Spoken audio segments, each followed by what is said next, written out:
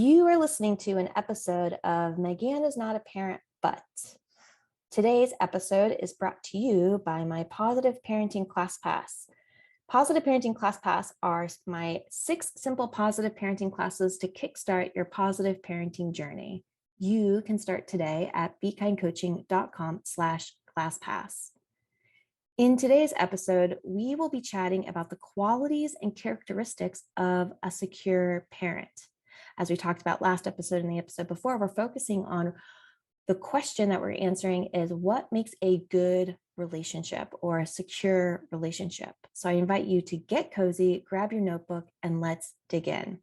All right, where we're going to start is actually towards the end of Raising Respectful Kids video 2, where we go through what qualities make a good kid, and we identify that a supportive child is a good child. And we've identified in Raising Respectful Kids, we talked through what makes a good parent, and that is a balanced parent and their tools that they use. And then we can take a supported child and a balanced parent. And now the question is, what makes a good relationship between them? And inside of Raising Respectful Kids video 2, I introduced the notion that a strong relationship is a secure relationship. And when we think about what is a secure relationship, we can understand and start to learn that strong relationships is that dance of rupture and repair, making mistakes and healing those mistakes, learning from our mistakes and growing through our mistakes. And this dance of rupture and repair influences the quality of attachment. And in last episode, we talked through the difference between attachment parenting, which is that methodology created by the pediatrician, and attachment theory, which is what is a foundational element in the work that I do. So when we're talking about attachment theory, we can look at the quality of that attachment bond, and knowing that that quality of the attachment bond affects the way that your child develops mentally, physically, intellectually, emotionally, and socially. The strength of that relationship to their caregiver is the main predictor of how well your child will do both in school and life in those dynamic environments. And at the root of secure attachment theory and becoming having a secure attachment bond with your child, we are invited to start to take the child's perspective instead of where we argued, or I argued, that attachment parenting relied on the parent's perspective. Really, attachment theory is really shifting it and saying, let's view things from the child's perspective, and knowing that the child is looking for a safe base, meaning your sense of bonding with your child, your perspective is not the same as their attachment bond to you. You probably have started your attachment to your child long before they had even consciousness. And so really this is about switching that perspective and really leaning into the child's perspective. And when we're thinking about attachment theory, and in this next 8 episode sprint, we're really going to be digging into how can we as the caregivers use our parenting methods, our parenting styles, our parenting tools to start to show up so that the child has the perception of safety, being seen, being soothed, and building that security. So this episode is just the start of that conversation. Again, leaning in that a good foundation, a supported child, becoming a balanced parent in their tools, and forming this secure relationship, that foundation is worth the investment. Instead of investing in the shiny details or the things that are those material aspects, really digging into how can I start to show up to build that foundation so that no matter what storms come, what emotional storms come, what big transitions happen, we can now start to root in to our strong foundation. And attachment and becoming curious to how we're showing up, and becoming curious to our own relationship models and how we're showing up for our children, that's a key indicator of building this secure foundation together. So when we're talking about attachment is defined as the relationship that gives you the inner sense of security. And that inner sense of security comes from regulation. This is a flashback to season 5, episode 9. What is regulation, co-regulation, dysregulation, and autoregulation? That regulation is managing the incoming stimulation with the energy release. We talked about how regulation is like that thermostat. When the heat comes on, we cool it down. And when it becomes too cold, we heat things up. That is the process of building that regulation through those stress cycles. So we can think about the top, the most when we feel stressed, that's when we enter into crisis mode. And when we're totally shut down, that's in our shutdown phase. So a regulated nervous system is able to move easily from highs to low. And that gap in between where we feel regulated, that's our window of tolerance. So we're thinking again about how can we help our child and ourselves feel regulated through those waves, those ups and downs of stress. To counter that, when we're talking through dysregulation, what that means is that we have a very wide crisis trigger and we have a very wide shutdown trigger. And the window of tolerance, the window of feeling regulated, is very, very small. It's very narrow. We can think about this as like a child who is like explosive at the tiniest thing. Sometimes parents come to me and say they get angry for no reason, or they get angry over the littlest things. Well, that tells me, ooh, their window of tolerance is very small. That means that they are very quick to feel shut down, withdrawal, avoidance, and they're very quick to feel crisis, where everything is either amazing or terrible. And there's probably like a very thin line of like everything has to be just right. And so our role as caregivers, as becoming secure and soothing and building that sense of feeling seen, heard, understood, what we're leaning towards is co-regulation. That's what we talked about in episode 9. We talked about how when the adult is regulated, when we are not in a stress state, meaning that we're not in a crisis or shutdown, and the child brings their stress to us, we're able to help regulate them into their own state of regulation. So we're able to help widen and soothe their stress states. When we are not able to do that, what we enter into then is a state of co-dysregulation, where if we are calm and the child is dysregulated, then we join their chaos, we join their crisis. And the flip to that is when the adult is in a state of crisis and then we bring the children into that crisis, then everything feels on fire, right? It's just people on fire with each other. And so this work that I do, and actually in this episode, when I was breaking down each step of this episode, I was like, wow, I was able to pull from so many of my different courses and classes to help validate why we're doing this work. And why we're doing this work is because as social mammals, it is a need. We need the connection to another person to help soothe our nervous system. That's something that we learn to do on our own through modeling with someone else. I know there's the flip to that is codependency and enmeshment. That's when things when the pendulum swings a little too much. But as social mammals, that's what we're designed to do. It's something that's necessary. It's something that evolves as we grow and we enter into relationships. But at our core, we are reliant on others to help serve our nervous system, making sure that our thermostats are tuned and their thermostat is tuned. And in that process, it's called attunement, when we start to attune to those around us. And in childhood, why does this matter? Well, in childhood, we start to create a working model on how to soothe our nervous system. And when we're talking through that, it's thinking about, in our own times of stress, are our methods of soothing our nervous system, Are they adaptive or are they maladaptive? Adaptive means helpful, maladaptive means hurtful. We talked about this in the stress responses, right? Like we need the fight, flight, freeze, fawn response. It's what activates that thermostat.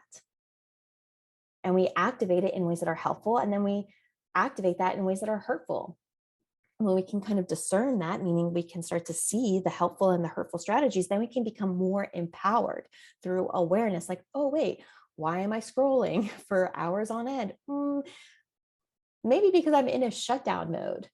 What can I do? Who can I reach out to? Where can I go to help bring me back into a state of regulation?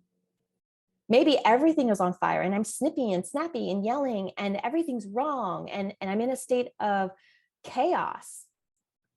Well, I'm acting that way to help soothe me back. So how can I, again, get into a space of support to help everything tune back down so I can enter back into a state of regulation? And that's normal. That's normal. These working models that we create, a working model is just the sense we make of something. It's the methodology. It's the way that we do something. It's called a working model because it will grow and evolve and change. So when we're thinking about this working model, the question that we're asking ourselves in relationship to attachment or having a bond with someone, the main question we're asking is, can we trust ourselves and others to fill our needs, to have our needs met? And attachment theory says there are 4 different outcomes of this. So we can have a secure attachment. A secure attachment means that we've fostered trust in ourselves and we fostered trust in others. A not secure or non-secure, anxious attachment is when we do not have trust in ourselves. We've learned to not trust ourselves, but we've learned to trust others. We can see that when we're looking for, tell me what to say, I need to know, you have the right answer. We start to outsource the work to other people because they know better than we do. When we trust self but don't trust others, that can be classified as a not secure avoidant, where I know what's right for me and no one else can help me. I'll just do it myself. I know that I'll never let me down because I know that I cannot trust other people. And then when we have a lack of self-trust, we don't trust ourselves and we don't trust each other or others around us, that's classified as a not secure disorganized, meaning, well, sometimes you do it and sometimes you don't. Sometimes I win and sometimes I lose. We start to become disorganized in our patterning. So when we're thinking about that, those are the outcomes of attachment. We can start to now flip it and start to say, okay, well, how can we as caregivers here in this community, here doing this work, how can we start to influence the impact, the working model for our children in our lives? Yes, our own attachments come to play here. Our own working models come to play, but also how can we start to show up to have the desired impact? And the impact is building trust and security, building trust and safety, building trust and soothing and being seen, showing up in ways that helps our child we're in relationship with, start to feel trust in ourselves and in themselves and in us and others.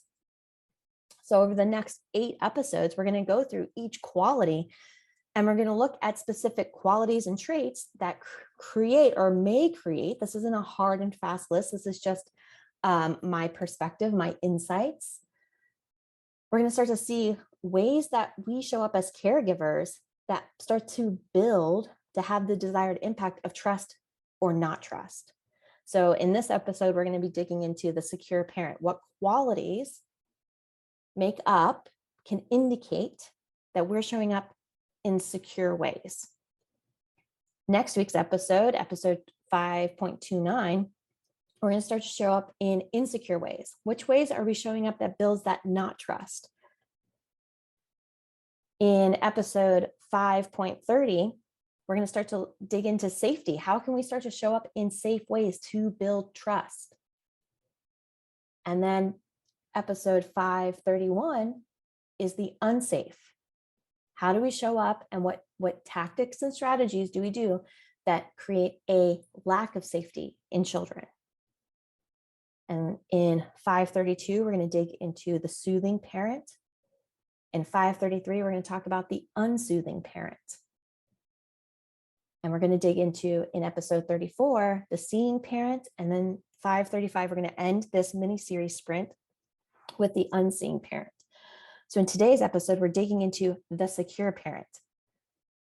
I decided to do this series leading with the positive and then inviting in awareness of maybe the negative, though I don't think that there is positive or negative here, but the desired impact and then the impact or the opportunity for growth. All right. So digging into the secure parent, security is based on predictability. Predictability. Can the child predict how the parent and caregiver is going to show up? We can think of this as a trampoline. So does the child have a sense of safety to land and launch from the caregiver? Is the parent or caregiver a safe base for them to land and launch from? So we can start to ask ourselves, is the caregiver predictable? Why does this matter? So that when the child starts to take risk, they know that they can take a risk, they can jump. If we're using the visual of a trampoline, they can jump, and the parent will be there to catch them and bounce them. When I'm not able to predict where you're going to show up as my caregiver, I then start to become scared to take risk. I don't know if anyone's going to be there to bounce me. I don't want to get hurt. I may jump a couple times and then start to learn like, ooh, nope, it's not safe to jump. So we can start to think about, am I, as the caregiver, showing up in predictable ways so that the child starts to know that they can take risks, that they can start to go out, that they can meet people, they can go away from me, and I will be there to help hold them, validate them, connect to them, and encourage them to try it again. Another question to ask yourself is the caregiver consistent?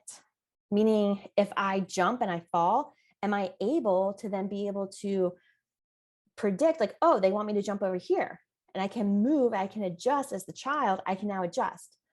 But am I consistent? Am I having consistent support?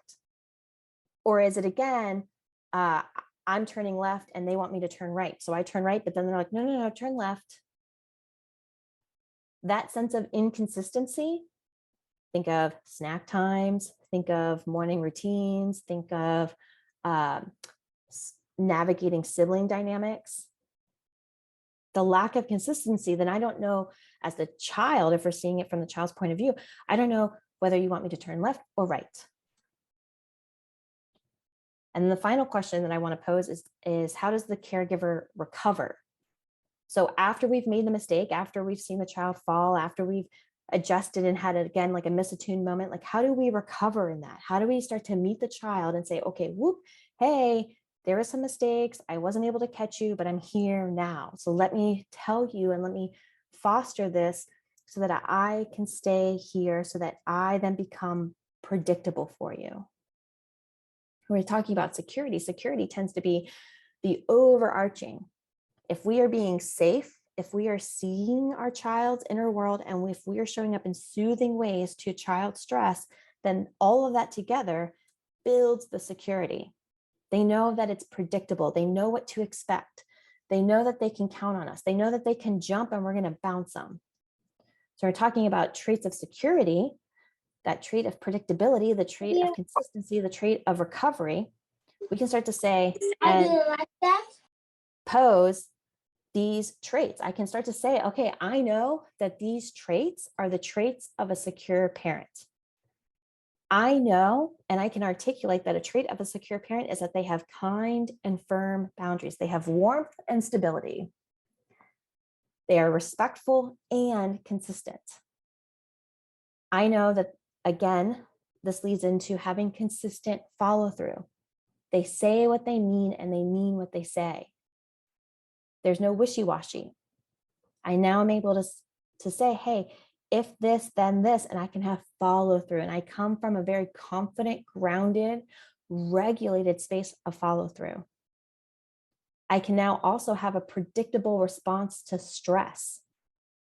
So when there is a stressful scenario, I now can show up in predictable ways. Again, predictability, consistency, all are traits that help support becoming secure. A secure parent is also emotionally validating and have a deep understanding and empathy for their child's lived experience. They're able to hold a different perspective and able to see and communicate in ways that the child feels seen, heard, and understood. And another trait of a secure parent is that they invite children into decision making. They know that the child is living the child's life, and their role is to help encourage the child to learn from their mistakes through being able to create and navigate and make helpful decisions. So those are the 6 qualities or characteristics that we're going to break down. And as I was doing this, I was like, oh, wait, I've talked about this here. I've talked about this in this class, and I've talked about it in this way. And so my goal is not only to tell you how this works, how my entire platform, how all of my classes and coaching helps validate this, right? I'm going to self-validate myself. But I'm also going to help give you resources so that you can start to empower yourself in this work. So the first trait that we're going through is kind and firm boundaries. And I put this at the top of the list because boundaries, kind and firm boundaries, is a pillar of security. When we're talking about boundaries, I dug into the boundary setting class inside of Positive Parenting ClassPass. And inside of the boundaries class, I teach you about how to become aware of your own boundaries. I teach you the nature of boundaries. I teach you how to communicate boundaries. I teach you the purpose and reason why children will test boundaries and how to reaffirm those boundaries. And when we're thinking about boundaries, I love the Glover's whole account, and they have an entire account dedicated to boundaries. And they say boundaries are expectations and needs that help you feel safe and comfortable in your relationships. And this is from their book, Set Boundaries and Find Peace. It's so, this book is great. They have an amazing Instagram account too, where they dig into boundaries and finding security in those boundaries. Brain break moment. All right, I know that I can go deep way fast. So let's just take a pause here to take a deep breath in and let it out. And listen while I let you know that this episode is brought to you by me, Megan, and my Positive Parenting ClassPass. Positive Parenting ClassPass are 6 simple positive parenting classes to kickstart your positive parenting journey. Those classes include Positive Parenting 101, which is a class that is just designed to give you the first steps in what positive parenting is and what it is not. Second class is Emotional Validation. In this class, we dig into how can we show up to have your child feel seen and heard in their lived experience.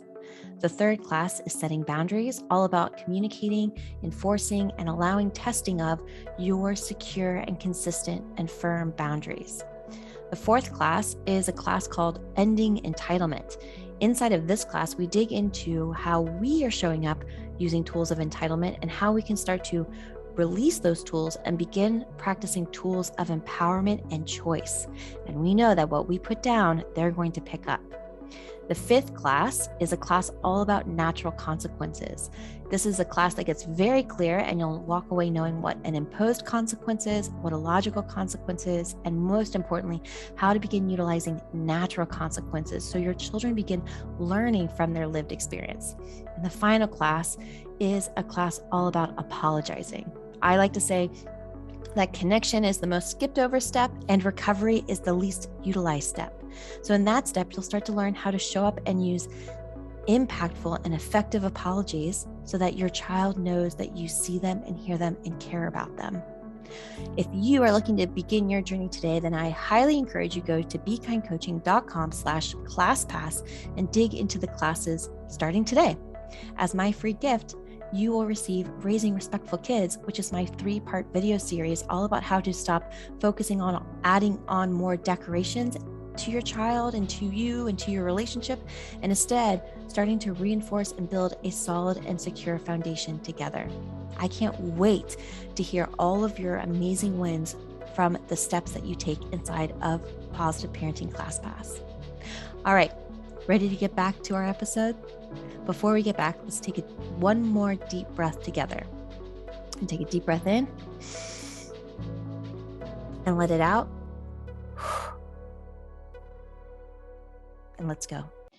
So when we're talking about boundaries, instead of being too fluid and always moving with boundaries, and instead of being too rigid or like an electric fence with boundaries, building kind and firm boundaries allow for that neutrality of them, where a child can now push against a wall and they're not afraid of it moving and they're not afraid of it getting zapped.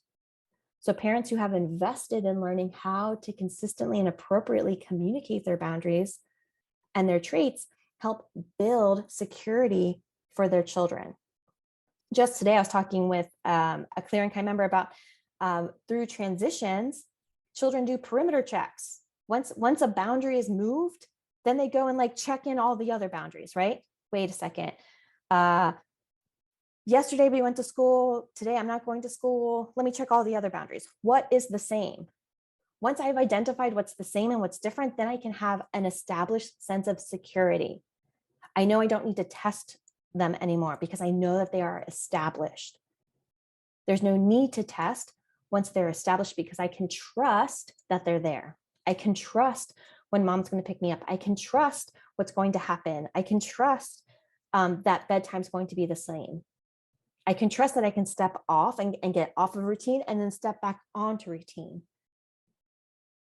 Building kind and firm boundaries, I know, is something that I was not raised with. It has been a deep passion and dedication to learn how to communicate boundaries and how to value boundaries, because I value security now. I value almost boring. I value the boringness of them because when I have boring, I can able to regulate myself. The second trait, consistent follow through. Ooh, when I was writing this, I was like, oh, wait. Consistent follow through, that's accountability.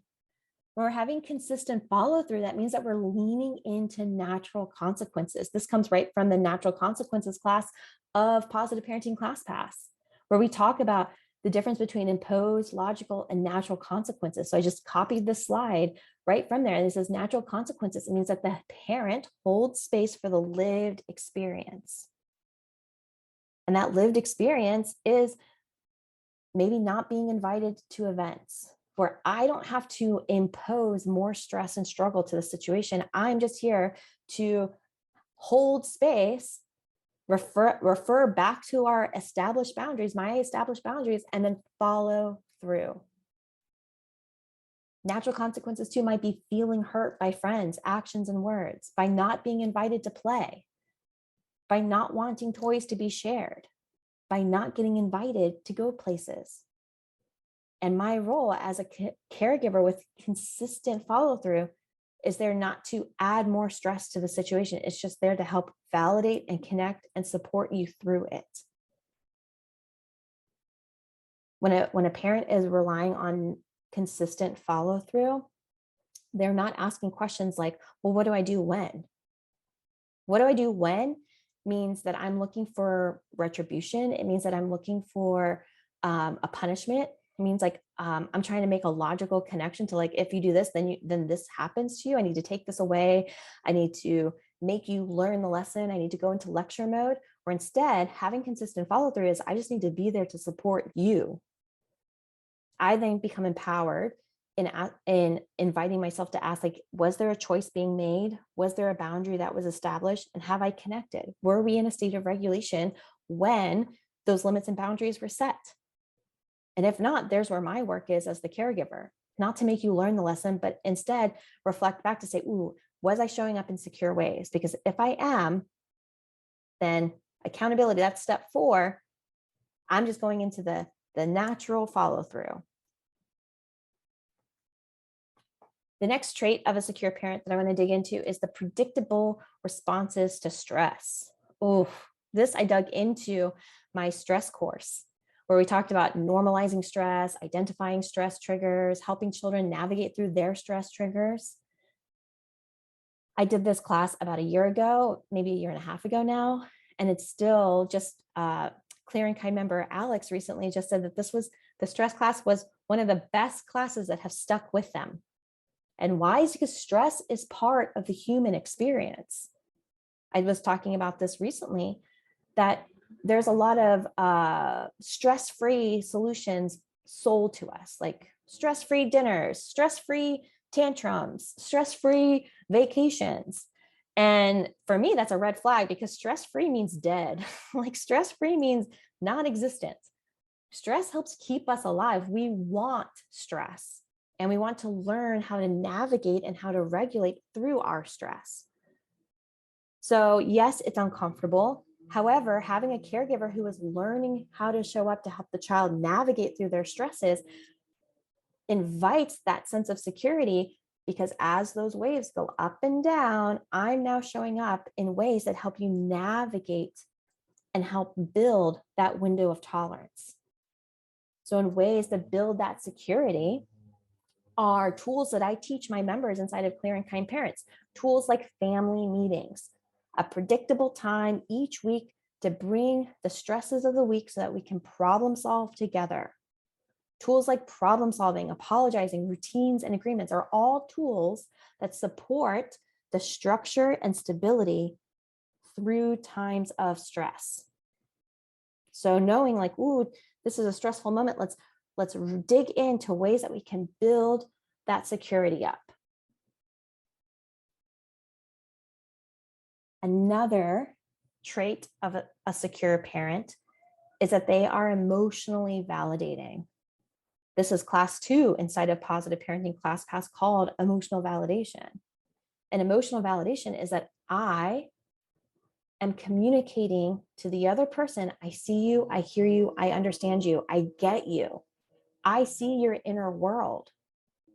Inside of the emotional validation class, I talk about verbal and nonverbal communication. Are we communicating verbally? I see you, I hear you. And the louder is our nonverbal communication.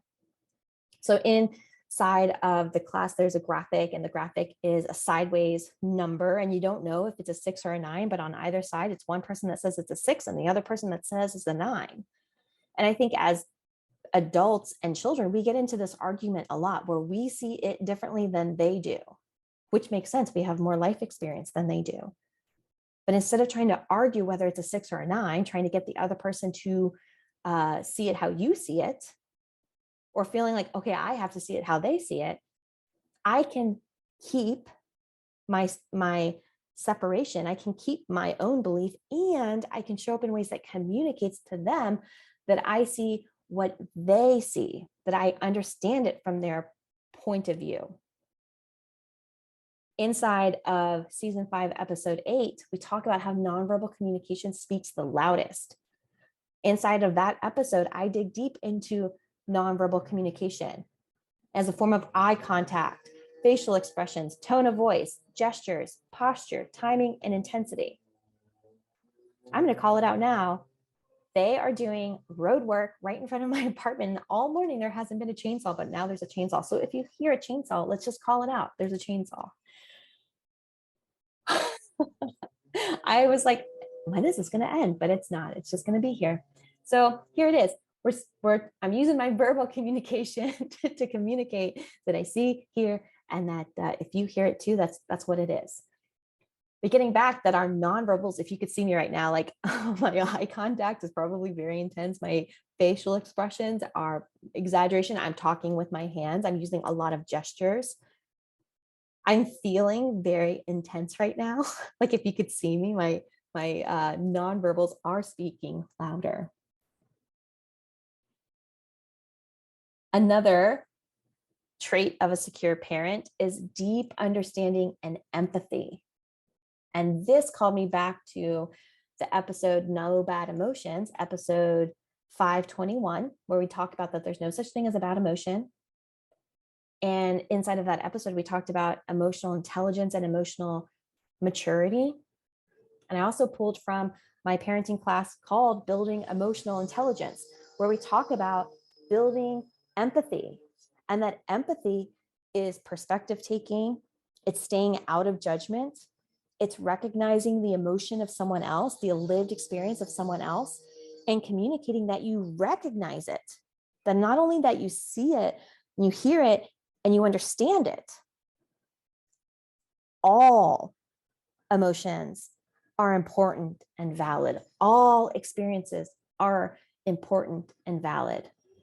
Brene Brown says empathy is the key to connection. And sympathy, like, oh, you poor thing. Oh, that's sad. Sympathy is the key to disconnection. I know this so well.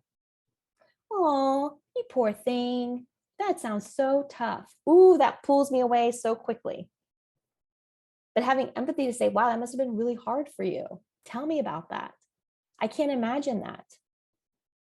That allows me to feel like I can open up more to the person. And so a trait of secure parenting is showing up in that way for your child. You don't know their school life. You don't know their friend life. You don't know what their experiences are, but you can listen and learn what their experiences are. You can start to show up in ways that invites them to open up more, to develop that trust, so that I want to open up more to you, where I'm not feeling like you're going to judge me for what I like and what I don't like, or how I speak or how I dress, where I'm going to show up in ways where now my caregiver is warm and wanting that. And finally, the final trait that I wanted to address in this podcast is that a secure parent invites children into decision making. Instead of making decisions for them, we now invite children to take a role. And maybe when they're younger, those decisions look different than when they're older. I talk about this inside of Clear and Kind Parents, inside of step 3, empowerment, specifically 3.2, we talk about decision making, where choices are power. We start to now show up and saying that I know that choices are power and decisions help select from those different choices. We're now going to start to show up in ways that help support children to make a decision. We've identified all of their choices, all of their options. And now we're going to start to help them create and start to take action on making informed and helpful decisions for their lives. We're also going to help welcome children into making age appropriate decisions. And when they're younger, those might be on the things that they wear and the foods that they eat and the places that they go. Maybe when they're older, it's going to be what they want to learn, what sports they want to play, what friends they have. I also teach a specific process called the SOTUS process inside of Clear and Kind Parents. And really all of this is that by allowing children to be a part of that decision-making process, they will start to build a strong sense of character and personal accountability. It is hard to be accountable to something you had no choice in. It is hard to make a choice when you don't know the limits and boundaries. And it's hard to hear and understand the limits and boundaries when you're not connected and in a state of regulation. When we start to help foster that by walking through the steps of Clear, now I'm thinking, oh, I should have maybe ordered this in the steps of Clear. But when we're starting to walk through those steps of Clear, we're starting to say, oh, I am showing up in secure ways. I'm showing up in predictable ways. I'm showing up in ways now to help build that sense of security in myself and my child by getting on the same page. We're now fighting for win-wins, not win-lose. So to wrap it up, to just to reflect on those 6 traits, a trait of a secure parent is that they have kind and firm boundaries. A trait of a secure parent is that they have consistent follow through. A trait of a secure parent is that they have a predictable response to stress. They are emotionally validating. They are starting to foster deep understanding and empathy. and they invite children into that decision-making process. And through this episode, I started to learn, like, wow, my classes and courses really help parents become secure caregivers. It gives them the help and support that helps rally them together. And I invite you to start to consider now. Now that I've shared with you those 6 traits, I invite you to think about how predictable are your responses? How kind and firm are your boundaries? How consistent is your follow through? What is your body language communicating? What are your nonverbals communicating? How are you showing up in ways that are empathetic to your child? Are you fighting to be right? Or are you fighting to hear and validate and connect? How secure do you feel with your parenting? And what are the options for you to open up to say, hey, I'm ready to do more. I'm ready to take the next step. I'm ready to go deeper. These are all questions that I invite us to not just answer them once, but to check in like our pulse. We just check in. Hey, how's it going? Let me check back in. How secure am I feeling? How am I showing up? Where are things, where do I need to lower expectations? Where do I need to bring in some support so that I start to feel secure? Because when I feel secure as a parent, I know that I can show up in ways that help build security with my children. And I encourage you, as you've been taking notes, I love to see them. I nothing more than I love to see the impact of the work that I do. So if you've taken notes or have thoughts and takeaways, I invite you to share.